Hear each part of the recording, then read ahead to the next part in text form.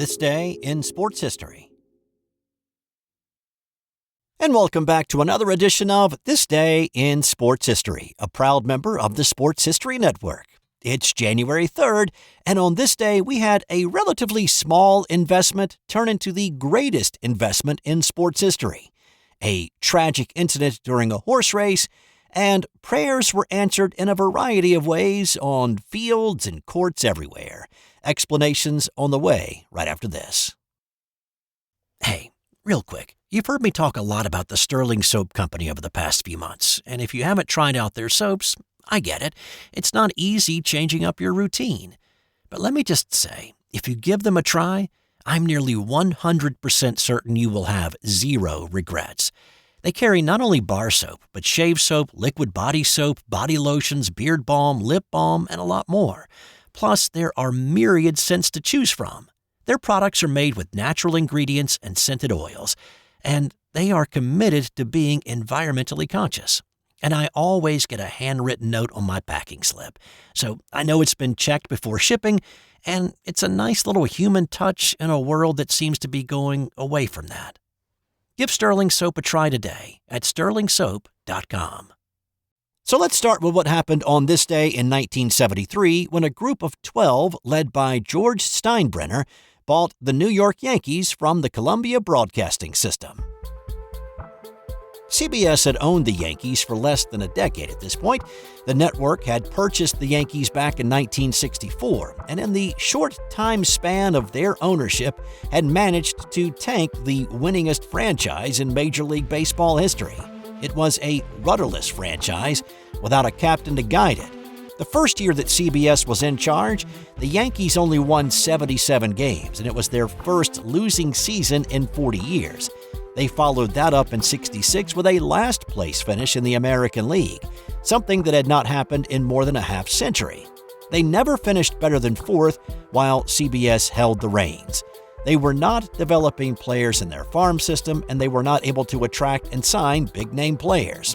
So in 1973, Steinbrenner and his fellow investors paid $10 million to the Columbia Broadcasting System to purchase the team. Steinbrenner only put up $168,000 of his own money, a relatively small stake, but he was the straw that stirred the drink, and he became the face of the ownership group and then gradually bought out other guys and soon became the majority owner. The change certainly had an effect on the franchise, and it came at a pretty fortuitous time as well, just prior to free agency in Major League Baseball. That allowed the deep pockets of Steinbrenner and the ownership group to lure players to New York to put on the pinstripes. Catfish Hunter was one of the first he threw money at to bring him from Oakland into New York. By 1976, the Yankees were back in the World Series. Even though they got swept by Cincinnati in that series, the Yankees had returned to their previous glory. With the addition of Reggie Jackson in '77, New York won its first World Series in 15 years. Of course, Steinbrenner's nature turned the team into the Bronx Zoo, and the franchise has had its ups and downs in the 53 years since. But while Steinbrenner was alive, the Yankees won 11 American League pennants and 7 World Series. His family still owns the team, and the Yankees are considered one of the most valuable franchises in all of sports, with an estimated value of $8.2 billion. On this day in 1946, famed jockey George Wolff fell from his horse during a race that resulted in his death the following day. Now, if you know the Seabiscuit story, then you will recall that George Wolff was the Biscuits jockey in the famous 1938 match race against War Admiral. Wolff had taken the reins after Seabiscuit's regular jockey Red Pollard had gotten injured. With advice from Pollard and his own savvy knowledge of horses, Wolff rode a patient race and surprised War Admiral with an impressive kick in the home stretch. Of his 721 races he won and all the horses he rode to the winner's circle, he called Seabiscuit the greatest horse he ever rode. Wolff earned the nickname Iceman earlier in his career for his uncanny ability to wait for the precise moment late in a race to lead his horse to the front and win. His home track was Santa Anita Park in Arcadia, California, and that's where he was racing on this day in '46. In the fourth race of that day, Wolff was aboard Please Me, When he made the turn for home, Wolff fell off his mount and tumbled in the dirt. The other jockeys in the race did not see any cause for his fall. He suffered a concussion and was rushed to a nearby hospital where he died the following day. Now, he was a diabetic, and the prevailing theory is that due to his medical condition, he got dizzy or fainted during the race. George Wolff was 35. On this day in 1983, Tony Dorsett ripped off a 99-yard touchdown run on Monday Night Football. This was the final regular season game in the strike-shortened 82 season. The Vikings were up 24-13 in the fourth quarter following a John Turner pick six of a Danny White pass. The ensuing kickoff was a bit of a hot mess for the Cowboys as well. Denmeyer kicks off. Newsom is deep along with Rod Hill. It'll be Newsom who bobbles the ball. He'll have to do something with it. And the Cowboys at their half-yard line. It's been a long time since any of you have seen a Cowboy team play this bad. So they were backed up as far as they could go. The nose of the football could not be any closer to the goal line without touching it. What started out as a simple handoff to get some breathing room turned into Tony Dorsett putting his name in the record book permanently. The ball just over the goal line of the Cowboys. Dorsett, single setback. Big opening for Tony Dorsett. Look out, he's got great speed. 99 yards and a half. Dorsett down the sideline. Stays in bounds. Can you believe that? Short, because they were 99 yards. Short yardage defense, all bunched up. And that's the 99.5-yard run, I think, is the longest run in the history of the league. It is. So now, the thing that really makes that play a little bit more amazing is that the Cowboys only had 10 men on the field. Even more amazing is that Dorsett wasn't even supposed to get the football. The play was designed for the fullback, Ron Springs, to take the handoff, but he misunderstood the play call, and when the huddle broke, Springs, not thinking he was going to be part of the play at all, ran off the field. The Vikings still won the game 31-27. Dorsett's record run stood alone for nearly 36 years until Derrick Henry equaled it in 2018. On this day in 1987, it was an epic comeback in an NFL playoff game. This was a divisional playoff game between the Cleveland Browns and the New York Jets. As the winners of the AFC Central with the best record in the conference at 12-3, the Browns had home field advantage. But it looked like an early exit for the Browns when Jets running back Freeman McNeil ripped off a 25-yard touchdown run to put them up by 10 with 4 minutes 14 seconds left. Bernie Kosar led the Browns down the field on the next possession, getting a little help from Jets penalties along the way. Kevin Mack scored from a yard out to make it a 3-point game. Things went haywire for the Jets in their attempt to run out the clock on their next possession. On first down, McNeil took a finger to the eye, and while he did hang on to the football, he was a wounded Cyclops walking to the Jets bench. New York quarterback Ken O'Brien was a classic drop-back passer. He was not a scrambler or a runner by any stretch of the imagination. Not a dual-threat quarterback, let's just say. But head coach Joe Walton did not want to take a chance on throwing the football on a 3rd and 10 play, and with McNeil on the bench, he had nobody to run it. So he called a quarterback draw. Here's Don Crickey and Bob Trumpy calling the action for NBC that day.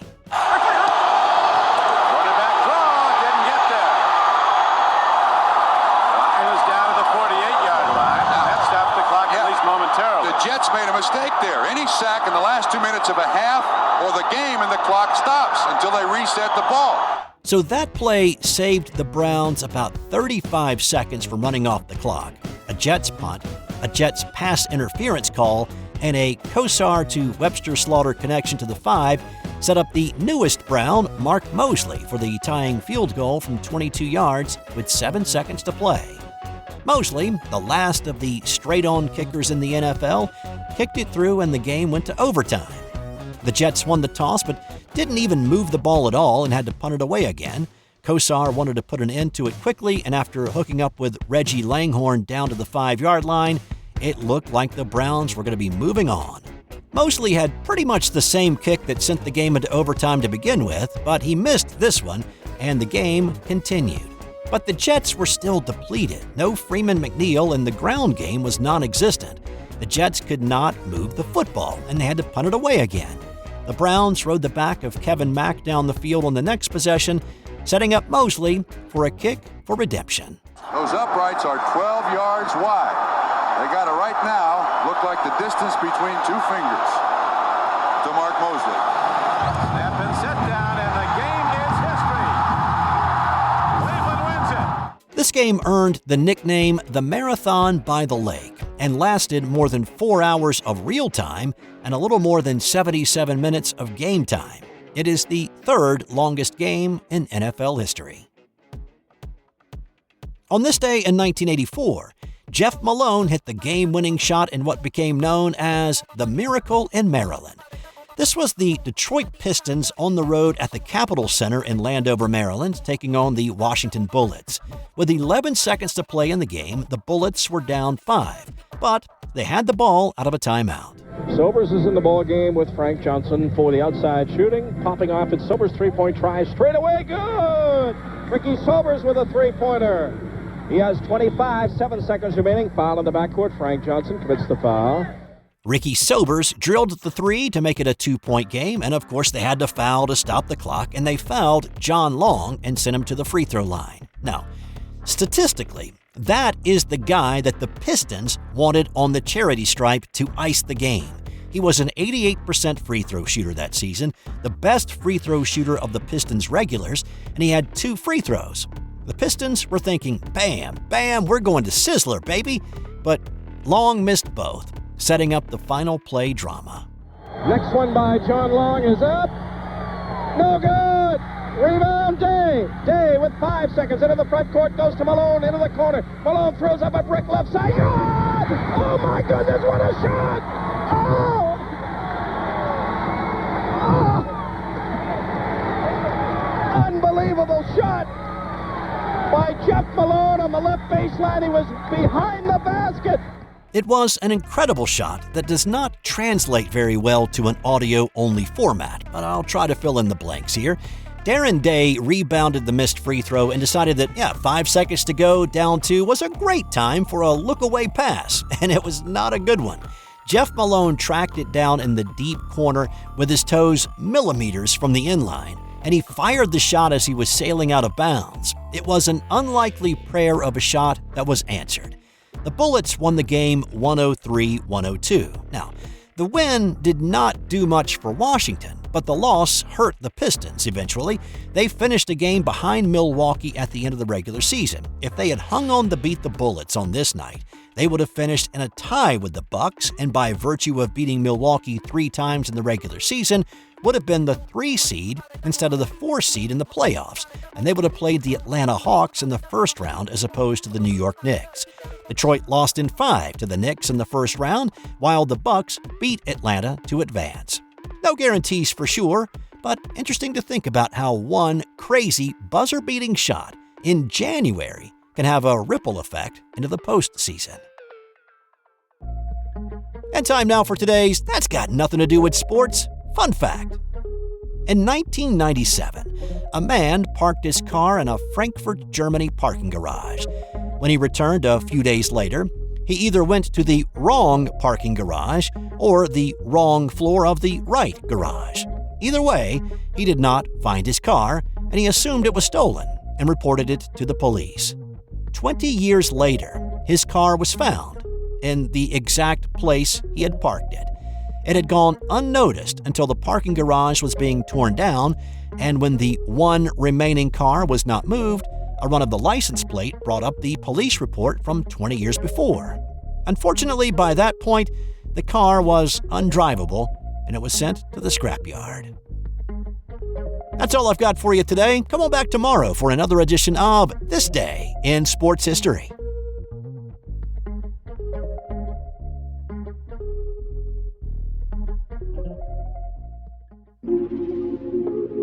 This has been an original Thrive Suite production.